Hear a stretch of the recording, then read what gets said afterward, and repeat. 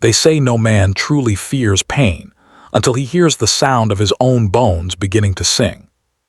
Not break, not shatter, but sing, stretching under a force no mortal body was made to endure. And tonight, in the cold void of a forgotten Roman chamber, that song begins again. The torches do not flicker from wind. There is no wind here. Only breath, the shallow, trembling breath of a bound prisoner who has not yet screamed, because he has seen what comes next, and his voice refuses to be part of it. You can feel it too, can't you?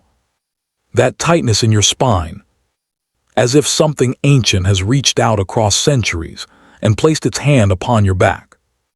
Gently at first, before pulling. The year is 92 AD.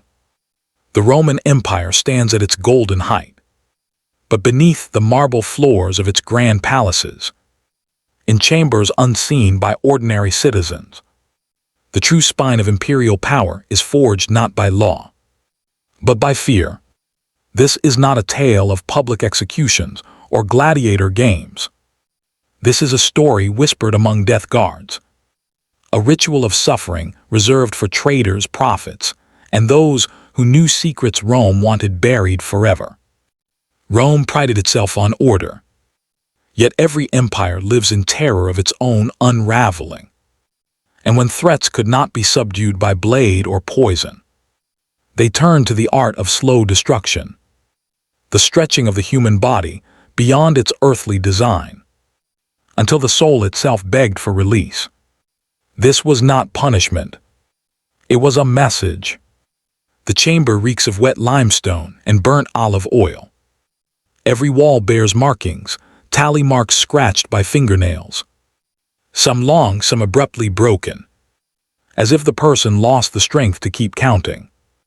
There are no screams here, only murmurs, not from men, but from the chamber itself. They believed these rooms remembered. Some say the device was created not by Roman engineers, but by priests of an older faith. Forbidden, erased from official records. But why would the empire use something born from a cult it tried to destroy? Because it worked, and because those who saw it never dared oppose Rome again. He cannot move his arms, not because he is bound, but because his mind refuses to command the body. Every instinct tells him to vanish, to become air, to become nothing. The ropes are not yet tightened, and yet his wrists burn, as if the future agony is already reaching back through time, touching him, claiming him. He was once Marcus Valerian, historian of the Senate. Now he is only a man, facing the final pages of an unfinished scroll. He turns his head slightly and sees something he cannot explain. Not the torturer, not the executioner, but a priest, draped in black, eyes closed, lips moving without sound. He is not praying for Marcus. He is praying to the device. They are not screaming. They are not even speaking. They stand in silence, cloaked senators, generals, noblewomen. And in their eyes is not pity, but fascination. They have seen executions. They have seen gladiators. But this is not spectacle. This is revelation. One old senator slightly smiles, not in joy, but in recognition, as though he has seen this before, as though this moment is not punishment, but tradition. Emperor Domitian is not seated. He stands, hands clasped behind his back, his face carved from marble, listening not to the prisoner, but to the creaking sound of wood and rope settling into place. A general approaches him quietly. "Your Excellency, shall we proceed?" Domitian does not respond immediately. His eyes remain fixed on the rack. Then he speaks only one word, in a voice that is barely human. "Begin." And though dozens stand in the room, the only sound heard is the long breath of the chamber itself. Awakening. Some said the rack was not merely a tool of death, but a door, and those stretched upon it did not die screaming. They crossed over, pulled so far from their human form that the soul itself slipped free, revealing truths Rome had no language for. Tonight, Marcus will not simply be punished. He will be unmade. The wheel turns only a fraction, a mere stretch, and yet Marcus Valerian does not howl in pain. He smiles, not the smile of madness, not the smile of a defeated man, but of someone hearing a long-awaited answer, as if the device is not his tormentor, but his oracle. A murmur spreads among the cloaked witnesses. This was not how it happened with others. Every previous victim shrieked before the first rotation was complete. But Marcus is listening. Yes, listening to the sound of his own bones, as if they are revealing a message only he can understand. The torturer hesitates, hand trembling on the lever. He looks toward Emperor Domitian, awaiting command. Domitian steps forward, his voice like iron dragged upon stone. Continue. They think I fear death. They think this device was made to break me. Fools. This machine was never about pain. It is about revelation. The cult warned me. If I was captured, if they placed me here, I must not cry out. I must listen, for the voice beneath the bones would tell me whether the prophecy was true. And now, as the rack whispers through sinew and marrow, I hear it. Not a scream, not agony. The name, a name Rome buried centuries ago. The torturer turns the lever again, and a sharp crack echoes across the chamber, the sound of tension reaching breaking point. But Marcus's smile only widens, as if that sound confirmed something he had long suspected. Senators shift uncomfortably. A noblewoman grips her amulet tightly. She recognizes the name. Marcus begins to whisper. It is a name forbidden in Rome. A god older than Jupiter, older than Saturn, older than Rome itself. A hidden deity worshipped by those who believed that suffering was the only bridge between flesh and truth. What if the rack was never meant to kill, but to summon? What if every scream torn from the body was not a cry of pain, but a fragment of invocation? Marcus's voice grows steadier. He is not in agony. He is in ceremony.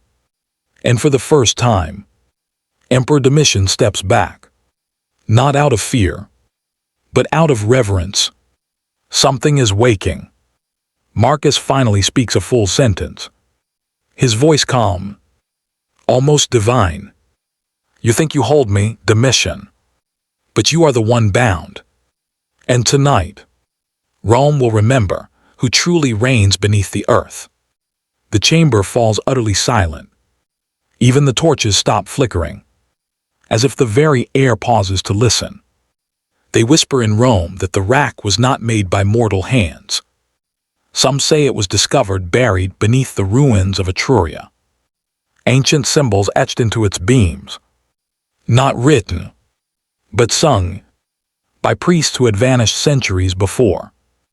Others claim the device is a key to a realm of shadows, where time itself bends, and those who survive or listen emerge knowing truth no man should possess. Rome called it torture. The gods called it awakening. Marcus gasps quietly, not in terror, but in recognition of the weight he carries. Each pulse in his veins is a reminder of human fragility. And yet, inside him, burns an ember of hope. If the empire believes it is breaking him, they are mistaken. For every chain, every lever, every whispered curse becomes part of a ritual that binds his destiny. not his body. The crowd watches unaware of the subtle, invisible battle that rages within a single human soul. Outside the chamber, the city laughs, trade sleeps. Senators dine, children play. And above it all the sun rises, its golden rays blind to the suffering hidden below. The contrast is cruel, the normality above, the darkness below. Rome thrives on both. And in this paradox, the empire feels immortal, but only because it hides its shadows. I have walked these corridors. I have seen the shadows of the powerful. I have heard the silence of the bound. The world of Rome is not stone and marble. It is fear. It is devotion. It is the quiet understanding that some truths are only revealed in the half-light of forbidden rooms. Marcus trembles slightly, not from fear, but from the enormity of what he now understands. He hesitated once. He could have screamed, escaped the ritual. Yet he did not. Regret brushes his mind briefly. For leaving family behind. For trusting Rome. For believing knowledge was safe. But the ember inside him burns stronger. And with each rotation of the rack, he accepts. He is both victim and messenger. To the nobles it is spectacle. To the guards it is duty. To Marcus it is revelation. Emotion shifts with perspective. The empire cultivates these contrasts. So power is absolute, and fear universal. Even hope becomes a tool, even grief a weapon. And yet, in the stillness, some hearts remain untouched. Some minds dare to question. And those questions are louder than chains. The chamber smells of damp stone, olive oil burnt in small lamps, and the faint iron tang of old blood, lingering in cracks of the floor. Ropes rub against skin. Leather straps creak. Wood groans under invisible weight. Every sound magnified. Every echo a ghost, whispering the secrets of centuries. Marcus feels the vibration of the floor beneath him. The faint tremor of footsteps outside. Even the shadows seem to move, draping over his body, a shroud that breathes with him.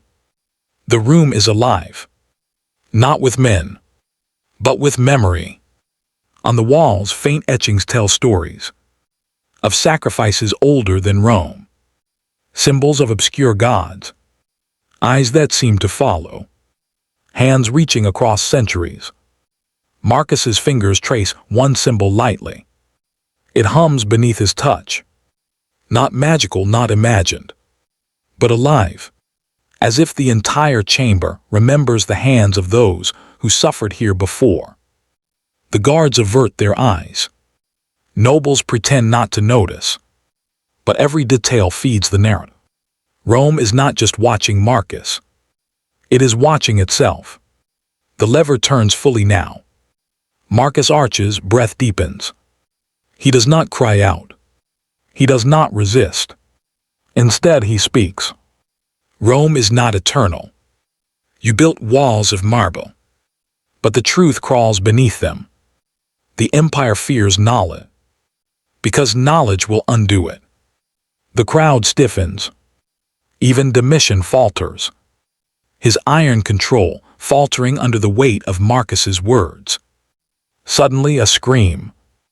Not from Marcus, not from any visible body, but from the room itself, as if the stone walls shriek with centuries of silence. And in that scream, every observer feels a memory. Not theirs, but Rome's ancient, hidden and condemning. Marcus collapses slightly. Chains bite into his wrists, but his eyes burn. A secret unveiled. A truth Rome cannot erase. And in the silence that follows, one thought persists. History is not written by the victors alone.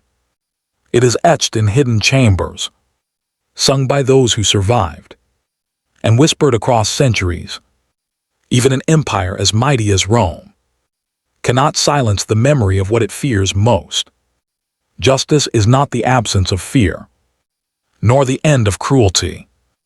It is the courage to confront what we hide, the courage to listen to the echoes of those bound, and to remember, even in darkness, humanity persists, and in the depths of forgotten chambers, another device sleeps, older than the empire itself, waiting for the next soul to awaken it.